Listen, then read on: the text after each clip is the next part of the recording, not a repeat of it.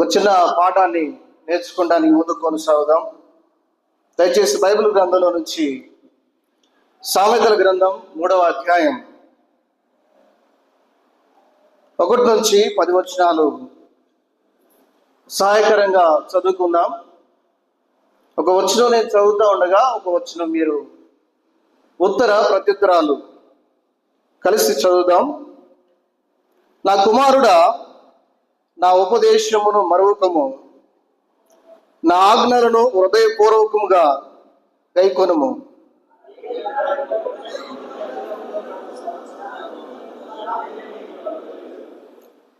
దయను సత్యమును ఎన్నడూను నిన్ను విడిచిపోనీయకము. వాటిని కంఠభూషణముగా ధరించుకొనుము. నీ హృదయమును పలక మీద వాటిని వ్రాసుకొనుము.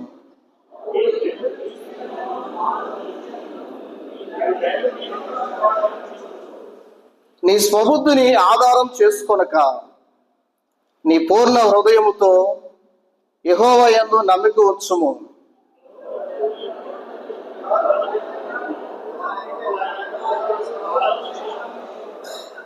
నేను జ్ఞానిని గదా అని నీవు అనుకోవద్దు. యెహోవా యందు భయభక్తులు కలిగి చెడుతనం విడిచిపెట్టుము.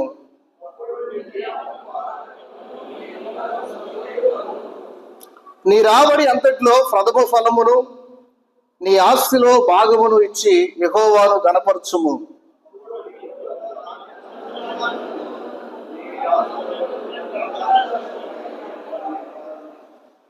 మంచిది. చదవబడిన లేఖనాలు మన వినికిల్లో దేవుడు దీవెనకరంగా మనకు పంచిపెట్టును గాక.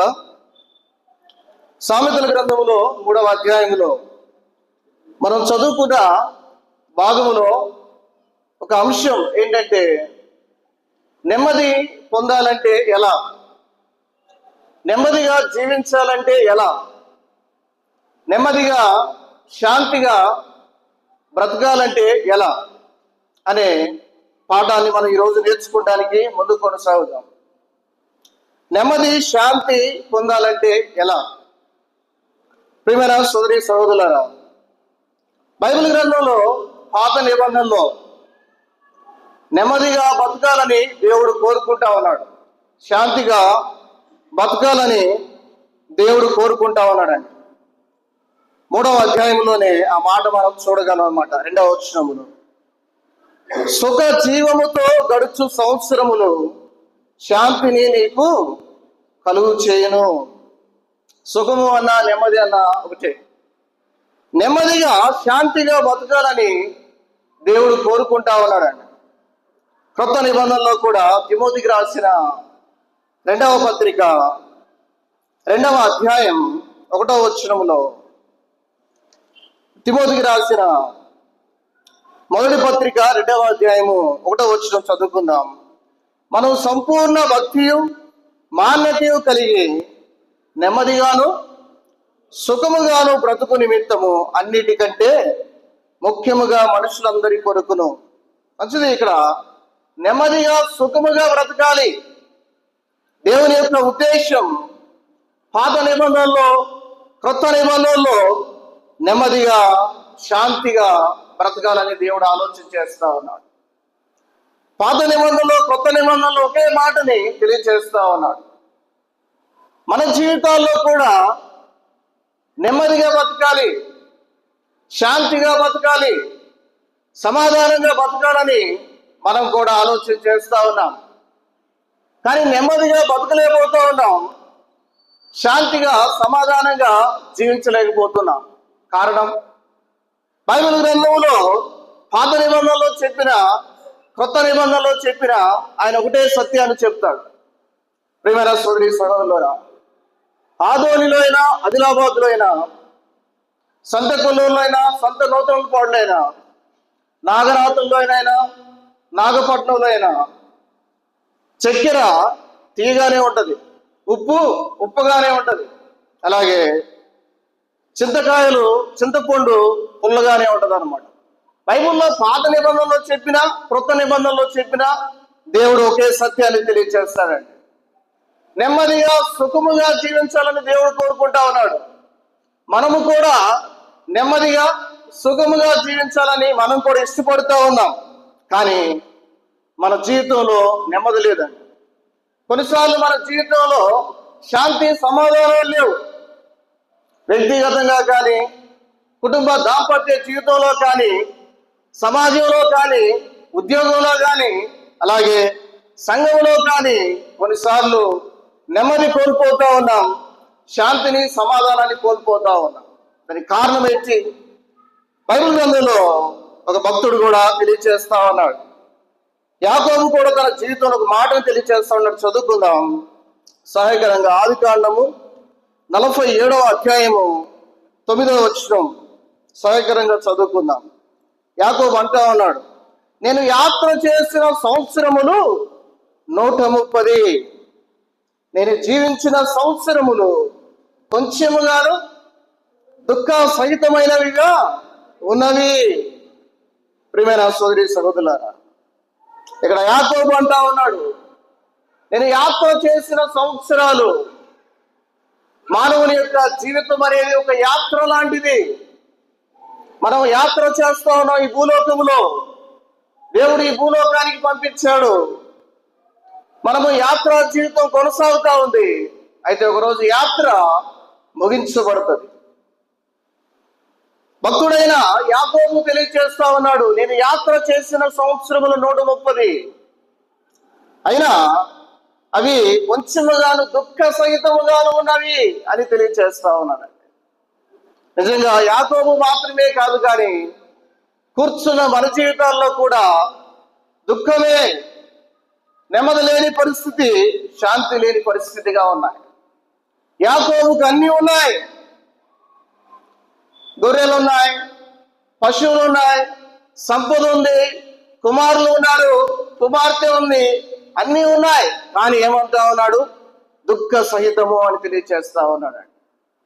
నెమ్మది పొందలేడానికి కారణం ప్రియమైన సోదరి సహోదరులారా, అక్కడే ఈ నాని తెలియజేస్తా ఉన్నాడు. సొలొమోను 3వ అధ్యాయము 1వ వచనం, మొదటి వచనం మనం చదువుకుందాం.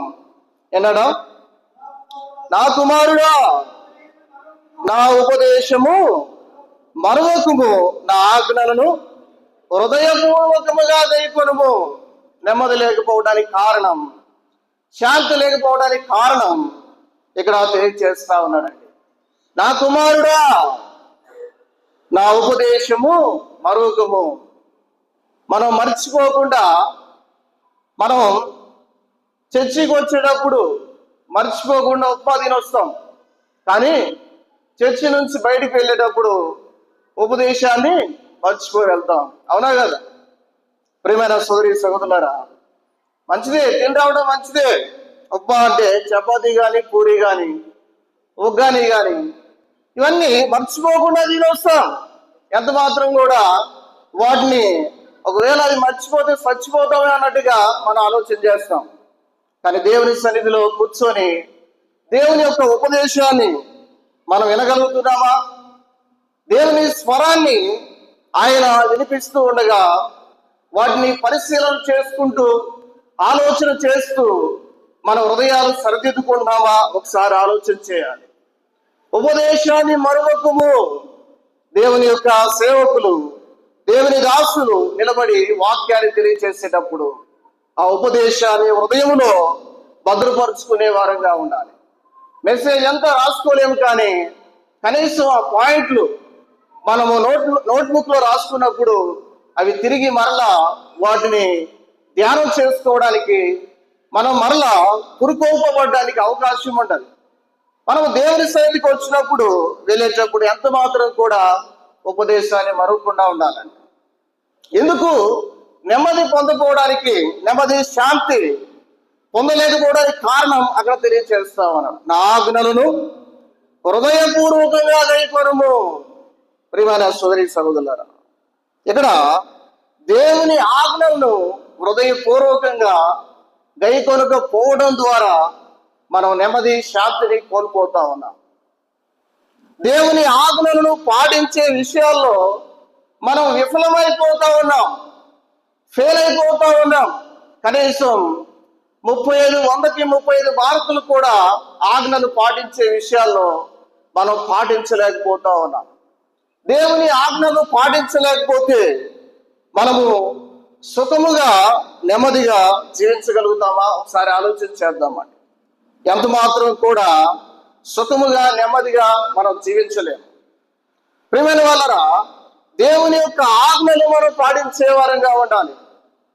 దేవుని యొక్క సత్యాలు, వాక్య సత్యాలు మనం తెలుసుకొని వాటిని మనం అనుసరించే వారంగా ఉండాలి. లోకంలో ఒక సామెత ఉంటుంది అన్నమాట. స్వామి సత్యం పూజారికి తెలిసి ఉండాలని తెలియచేస్తారు. ఏంటన్నా? స్వామి సత్యం పూజారికి తెలిసి ఉండాలి. మనం కూడా పూజారులమే.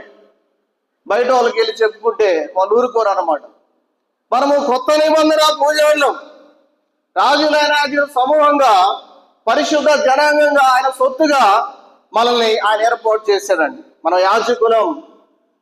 లోకములో పూజారులుగా ఉండాలంటే పిలుపు ఉండాలి, చేతిలో గంట ఉండాలి. ఈ విధంగా కొన్ని వారికి ఉన్నాయి, అలా ఉండాలి. కానీ కృత నిబంధన పూజారులుగా దేవుడు మనల్ని నిర్ణయించాడండి. మన స్వామి సత్యం, మన స్వామి యొక్క ఆజ్ఞలు, ఆ దేవుని యొక్క ఆజ్ఞలు మనం ఎరిగి ఉండాలండి. ఆ ఎరిగి ఉన్నప్పుడు మాత్రమే మనం నెమ్మదిగా, సుఖముగా, అలాగే శాంతిగా, సమాధానంగా జీవించడానికి అవకాశం ఉంటుంది.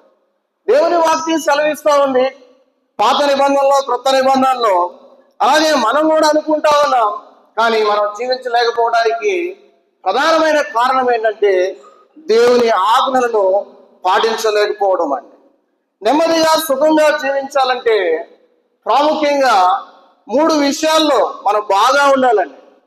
ఈ 3 విషయాలు జనరల్గా, ఈ 3 విషయాలు ఎప్పుడైతే మనం బాగుంటామో అప్పుడే ప్రశాంతంగా ఉండగలం అన్నమాట. ఏమన్నా అంత ఆరామేనా అంటే ఏం చెప్పలేమలయ్యా, ఆరామని అంటే ఏం చెప్తాంలేయా, అన్ని సమస్యలే, అన్ని అనారోగ్యాలే అని చెప్తా ఉంటారు అన్నమాట. ఏమా నిమ్మలంగా ఉన్నావంటే ఏం బాగులేయా, కాళ్ళన్నీ తీపులు, కళ్ళన్నీ తీపులు అని చెప్తా ఉంటాం. అవునండి, వాస్తవమే. ఈ 3 విషయాల్లో ఒకటి ఆత్మీయ స్థితి అనేది బాగుండాలండి. మనం నెమ్మదిగా జీవించాలంటే అలాగే సుఖంగా జీవించాలంటే మన ఆత్మీయ స్థితి మనకు బాగుండాలండి. ఎప్పుడైతే మన స్పిరిచువల్ స్టేటస్ బాగుంటుందో, అంటే నమ్మిన నాటి నుంచి మనం మెట్టు ఎక్కుతూ పైకి వెళ్ళాలండి. అదే కానీ ఒకసారిగా కింద పడిపోయామంటే చాలా కష్టంతో కూడిందనమాట. మన జీవితాల్లో ఆత్మీయంగా మన జీవితాన్ని కట్టుకోవాలి. మీ జీవితాన్ని మీరే కట్టుకోవాలి, నా జీవితాన్ని నేనే కట్టుకోవాలి. ఒకరి జీవితాన్ని ఒకరు కట్టలేరు. ఉపదేశాన్ని ఇవ్వగలం కానీ మిమ్మల్ని ఉన్నతమైన స్థానాల్లో నేను ఉంచలేను. ప్రియమైన సహోదరులారా, ఎవరి జీవితాన్ని వారు కట్టుకోవాలి. మన స్పిరిచువల్ స్టేటస్ అనేది, ఆత్మీయ స్థితి అనేది బాగుంటే మనం నిమ్మలంగా ఉండడానికి అవకాశం ఉంటుంది. అలాగే మన ఆర్థిక స్థితి కూడా బాగుండాలి.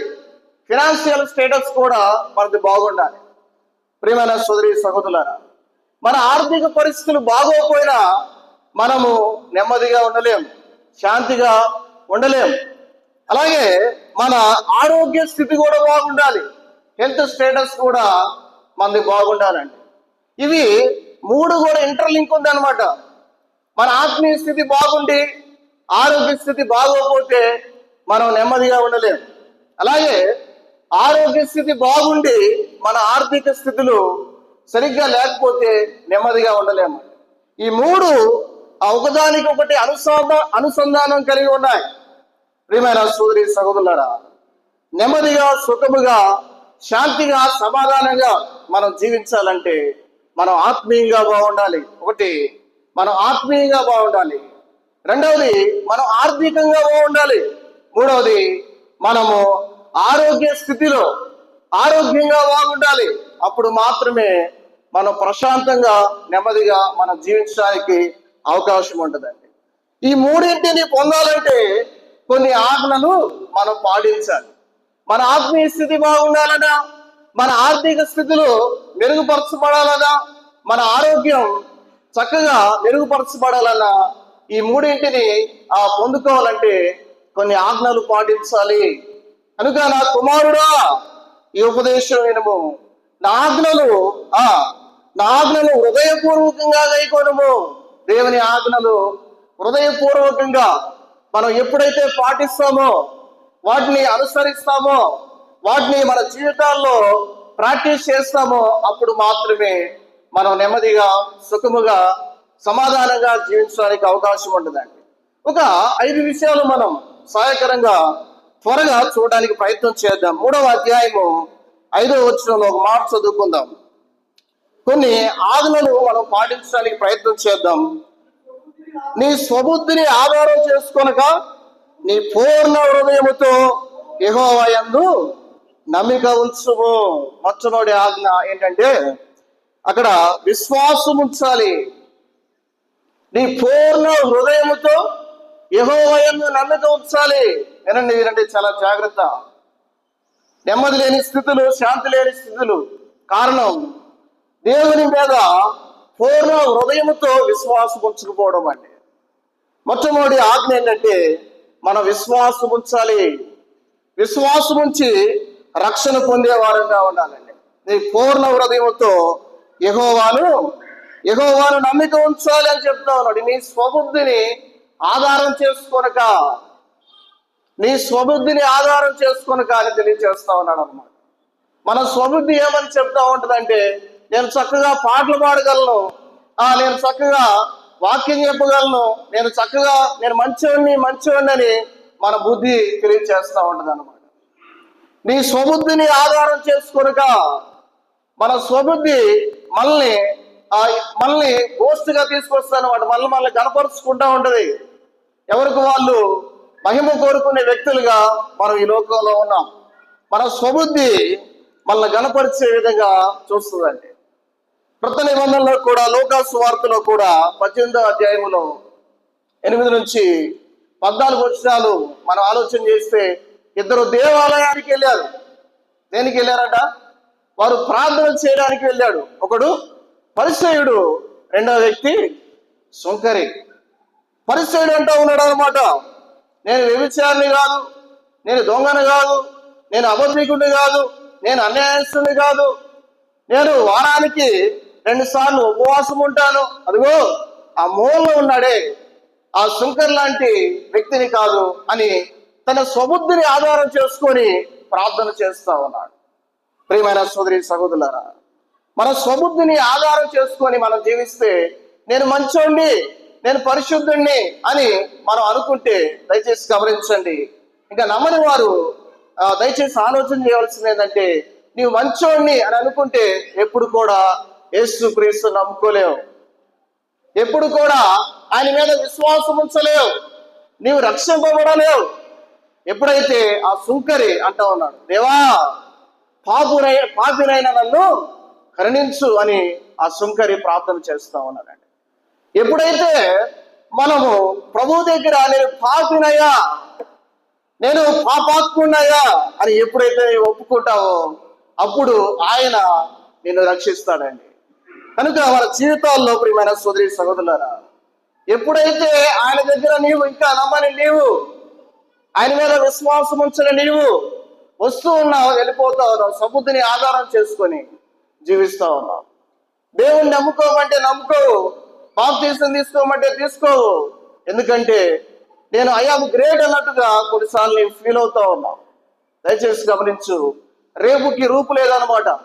ఎప్పుడు చనిపోతావో తెలీదు, ఎప్పుడు ఏ విధంగా ఉంటుందో తెలీదు. రేపు ముందుగానే ఇల్లు చక్కబెట్టుకొని ప్రాణం ఉండగానే ప్రభువు నమ్ముకునే విధంగా జీవితాలు కట్టుకోవాలండి. కానీ ఖర్చు లేవు, కాలికి చెప్పులు లేవు, అనేక విధాలుగా నడవాల్సిన పని లేదు, కాళ్ళకు చెప్పులు లేకుండా పాదయాత్రలు చేయాల్సిన పని లేదు, గుండు కొట్టించుకోవాల్సిన పని లేదు, కాయలు అవసరం లేదు, కర్పూరాలు అవసరం లేదు. కేవలం యేసుక్రీస్తునందు విశ్వాసం ఉంచితే చాలు, ఆయన నిన్ను రక్షిస్తాడండి. రోగి ఎప్పుడు వెళ్తాడు? రోగంగా ఉన్నప్పుడు మాత్రమే డాక్టర్ దగ్గర కన్సల్ట్ అవుతాడండి. నేను ఆరోగ్యంగా ఉన్నాను అని తాను అనారోగ్యంగా ఉండి కూడా నేను ఆరోగ్యవంతుని అంటే డాక్టర్ని కన్సల్ట్ అవ్వగలడా? అలాగే మన జీవితంలో పాపులమండి. దేవుని వాక్యం సెలవిస్తా ఉంది, నీతిమంతుడు లేడు, ఒకడు లేడు, అందరూ దేవుని వెతుకువారు లేరు, అందరిని ఏకముగా పనికి మాలిన వారని అని దేవుని వాక్యం సెలవిస్తాం. నీతిమంతుడు లేడు. ప్రియమైన సోదరి సహోదరులు, ఆయనే నీతిమంతుడు. కనుక మొట్టమొదటిగా ఆయన యందు విశ్వాసం ఉంచాలి, రక్షణ పొందాలి. ప్రయాసపడి భారం మోసుకొనిచున్న సమస్త జనులారా నా దగ్గర రండి, నేను మీకు విశ్రాంతి కలుగు చేస్తానని దేవుడు సెలవిస్తానన్నాడు. కనుక ఆయన మీద నమ్మకం ఉంచితే ఆయన విశ్రాంతిని కలుగు చేస్తాడు. విశ్వాసం ఉంచాలి. విశ్వాసం చేత మనం రక్షింపబడుతూ ఉండాలి. ఆయన మీద విశ్వాసం ఉంచి రక్షింపబడ్డ మంచిదే, కానీ విశ్వాసం చేత మన జీవితాన్ని, ఈ లోక యాత్రని మనం కొనసాగిస్తా ఉన్నామా? ఎప్పుడైతే దేవుని మీద విశ్వాసంతో ముందుకు కొనసాగుతామో అప్పుడు మనం నెమ్మదిగా సుఖంగా జీవించడానికి కారణమవుతుంది. విశ్వాసం ఉంచిన మనం ఏం చేయాలి అక్కడే తెలియజేస్తా ఉన్నాడు. 3వ అధ్యాయము సామెతల గ్రంథం 3వ వచనం చదువుకుందాం. దయను సత్యమును ఎన్నడూ నిన్ను విడిచిపోనీయకము, వాటిని కంఠభూషణముగా ధరించుకొనుము అని తెలియజేస్తా ఉన్నాడండి. ఇక్కడ 2వ ఆజ్ఞ ఏంటంటే దయను సత్యమును ఎన్నడూ విడిచిపెట్టకూడదు అని తెలియజేస్తా ఉన్నాడండి. మన ప్రభువైన యేసుక్రీస్తు వారే ఆయనే దయా సంపూర్ణుడండి. ఆయనే దయగలిగిన వాడు, ఆయనే సత్యము కలిగిన వాడు. నేనే మార్గమును సత్యమును అని తెలియజేస్తా ఉన్నాడు. సంఘము సత్యమునకు స్తంభం అని వాక్యం తెలియజేస్తా ఉందండి. ప్రియమైన సోదరి సహోదరులారా, ఆయన సంఘము సత్యమునకు స్తంభం. ఆయనే దయగలిగిన వాడు, ఆయనే సత్యము కలిగిన వాడు. అయితే విశ్వసించిన మనందరినీ ఈ లోకములో నుండి ఆయన వేరు చేసి ఆయన సంఘములో మనల్ని నాటాడు, సంఘములో మనల్ని ఆయన ఉంచాడు. ప్రియమైన సోదరి సహోదరులారా, అయితే మనం ఏం చేస్తా ఉన్నాం? దయను సత్యమును ఎన్నడూ నిన్ను విడిచిపోనీయకము. కనుక ఆయనే దయ, ఆయనే సత్యం. సంఘము సత్యమునకు స్తంభమై ఉంది. అయితే కొన్ని ఆశల నిమిత్తం, దురాశల నిమిత్తం, లోక ఆశల నిమిత్తం సంఘాన్ని వదిలిపెట్టి వెళ్ళిపోతా ఉన్నాం కొన్నిసార్లు. ప్రియమైన సోదరి సహోదరులారా, సంఘాన్ని వదిలిపెట్టి వెళ్ళిపోతా ఉన్నాం.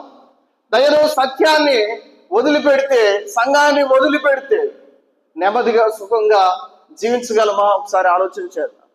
పౌలు కూడా ఒక మాట అంటా ఉన్నాడు. ఎవరి గురించి? దేమా గురించి. దేమా ఏం చేశాడంట? ఇహలోకాన్ని స్నేహించి ఎక్కడికి వెళ్ళాడంట? దెస్సలోనికకి వెళ్ళాడు. ప్రియమైన సోదరి సహోదరులారా, పౌలు అంటా ఉన్నాడు, దేమాని అంటా ఉన్నాడు, దేమా ఇహలోకాన్ని స్నేహించి దెస్సలోనిక వెళ్ళాడు. దెస్సలోనిక అనేది పట్టణం అనేది మాసిదోనియా ప్రాంతంలో ప్రాముఖ్యమైన పట్టణం, సైనికులు ఉండే పట్టణం. అక్కడ రథాల స్వారీలు జరుగుతూ ఉంటాయి, రథాల పోటీలు జరుగుతూ ఉంటాయి. అయితే దేమా అక్కడ పౌలుని విడిచిపెట్టి, అంటే ఏదో ప్రయాణం అయ్యడానికి కాదు, కానీ లోకాన్ని స్నేహించాడు. సంఘాన్ని ప్రేమించవలసిన వ్యక్తి దేమా లోకాన్ని స్నేహించిన వ్యక్తిగా మనం చూస్తా ఉన్నాం. అక్కడ ఆటల పోటీలు ఉన్నాయి, గుర్రపు ఆటలు ఉన్నాయి. గుర్రపు ఆటలను బట్టి, క్రికెట్ ఆటలను బట్టి, ఇంకా అనేకమైన ఆటలను బట్టి వాటిని స్నేహించి కొన్నిసార్లు ఆదివారం చర్చికి మానుకునేవారు లేకపోలేదండి.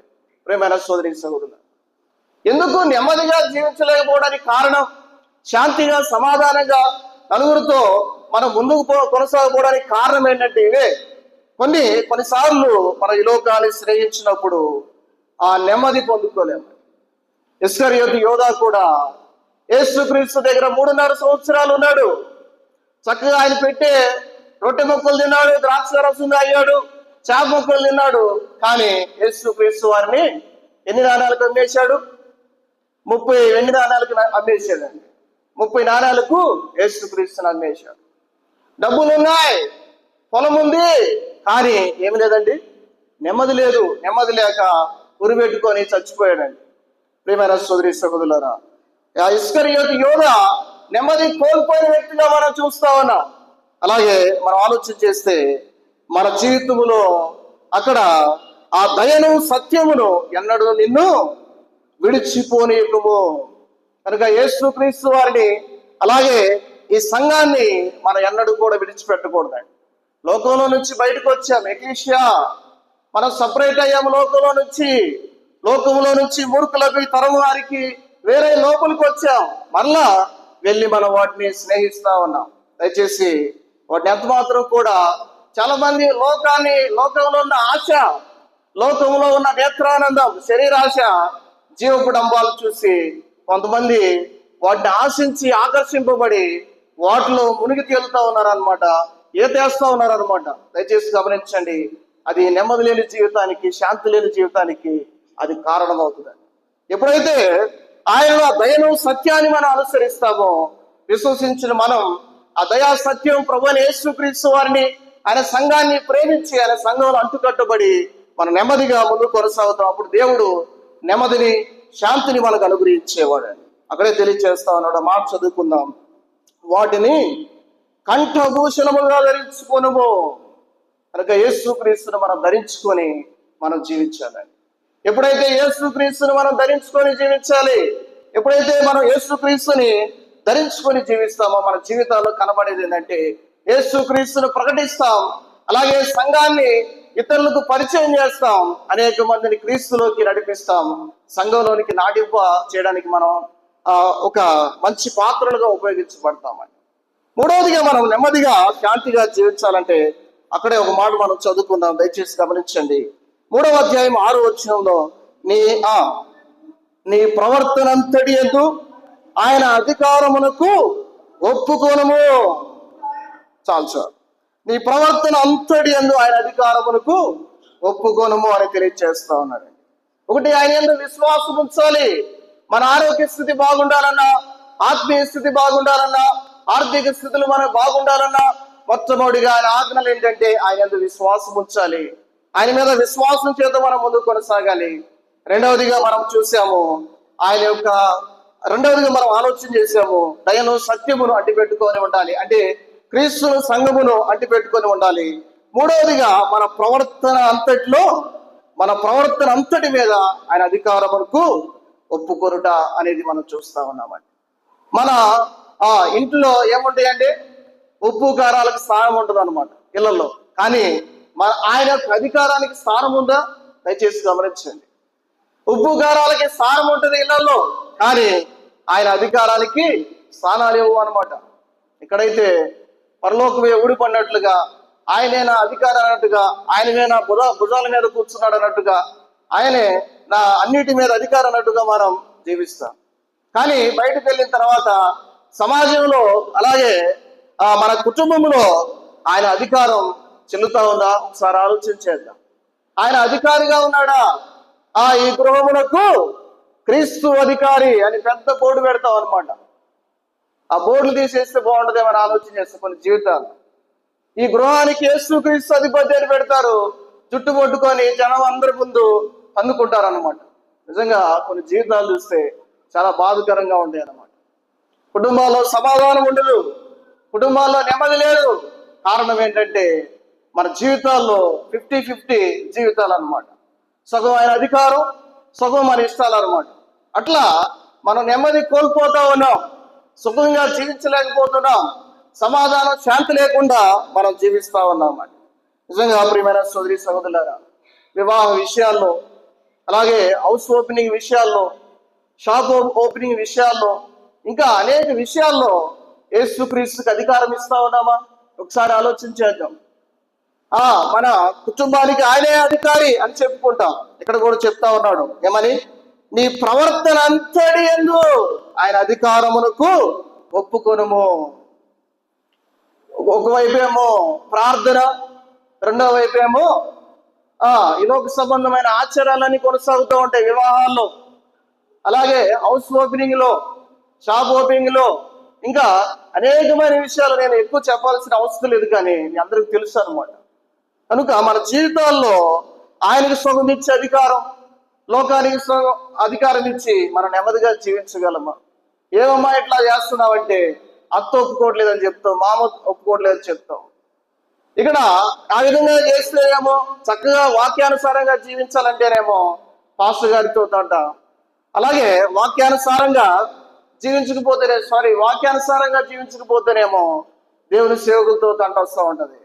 వాక్యానుసారంగా జీవిస్తేనేమో లోకంలో దేవుని గురించి తెలియని వారితో, అత్త మామలతో తంటగా జీవిస్తాం. ఎవరికి అధికారం ఇస్తామని ఒకసారి ఆలోచించద్దు. మన జీవితాల్లో, నీ జీవితంలో, నీ కుటుంబంలో ఎవరికి అధికారం ఇచ్చావు? నీ ప్రవర్తన అంతటి మీద దేవునికి అధికారం ఇచ్చావా? ఒకసారి ఆలోచించేద్దాం. మన జీవితంలో దేవుని అధికారం లేకపోతే మనం ఎంత మాత్రం కూడా ప్రశాంతంగా, నెమ్మదిగా మనం జీవించలేమని అదే చెప్తా ఉన్నాడు. నీ ప్రవర్తన అంతటి యందు ఆయన అధికారమునకు ఒప్పుకొనుము అని తెలియజేస్తా ఉన్నాడండి. కనుక మన జీవితాలు ఎప్పుడైతే ఆయనకు సంపూర్ణమైన అధికారం ఇస్తామో, 100% ఆయనకు అధికారం ఇస్తామో, అప్పుడు నెమ్మదిగా సుఖంగా జీవించడానికి అవకాశం ఉంటుంది. 4వదిగా ఒక మాట చదువుకొని మనం తొందరగా ముగించుకుందాం. 3వ అధ్యాయం 7వ వచనంలో, నేను జ్ఞానిని కదా అని నీవు అనుకోవద్దు, యెహోవా యందు భయభక్తులు కలిగి చెడుతనం విడిచిపెట్టుము. ఇక్కడ జ్ఞానిని అనుకోవద్దు, భయభక్తులు కలిగి చెడుతనమును అక్కడ విడిచిపెట్టాలని తెలియజేస్తా ఉన్నాడండి. చాలా మంది జ్ఞానం అంటే ఈ లోకంలో జ్ఞానం అంటే ఎన్నో విధాలుగా చెప్తా ఉన్నాడు అనమాట. మా పిల్లలు ఎంత జ్ఞానవంతులో, వారు చిన్న వయసులోనే టీవీని ఆపరేట్ చేస్తా ఉన్నారు. మా పిల్లలు ఎంత జ్ఞానవంతులో, వాళ్ళు సెల్ ఫోను వాళ్ళే లాక్ చేస్తారు, వాళ్ళే అంత ప్రొసీడ్ చేస్తారు. అబ్బా ఎంత జ్ఞానవంతులండి. అదే చెప్తా ఉంది దేవుని వాక్యం. దయచేసి గమనించండి. జ్ఞానం ఉప్పొంగ చేయను. సొలొమోను, ఈ మాటలు రాసిన సొలొమోను చాలా జ్ఞానవంతుడు. అయ్యా ఈ ప్రజల్ని ఏలడానికి నాకు జ్ఞానం ఇయ్యా అని ప్రార్థన చేసినప్పుడు దేవుడు జ్ఞానాన్ని ఇచ్చాడు, ఆశని ఇచ్చాడు. చివరికి ఆ జ్ఞానం ఉప్పొంగ చేసింది. ఎంతమంది భార్యలను పెళ్లి చేసుకున్నాడు? ఎంతమంది భార్యలు సొలొమోనుకి? ఎంతమంది ఉపపత్నులు? 700 భార్యలు, 300 ఉపపత్నులు. వీరందరూ అన్యస్త్రీలే. రాజుల యొక్క కుమార్తెల్ని వివాహాలు చేసుకొని, అంటే రాజుల కుమార్తెల్ని వివాహం చేసుకుంటే ఈ రాజ్యాలన్నీ నాదే, ఈ రాజ్యం అంతటిలో సమాధానం కలిగి జీవించవచ్చని సొలొమోను యొక్క అనాలోచన అన్నమాట. జ్ఞానం ఏం చేస్తుందంటే ఉప్పొంగు చేస్తుంది అన్నమాట.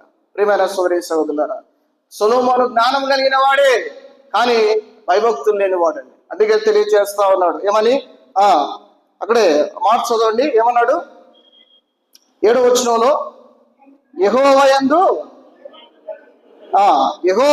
భయభక్తులు కలిగి చెడుతనం విడిచిపెట్టుము.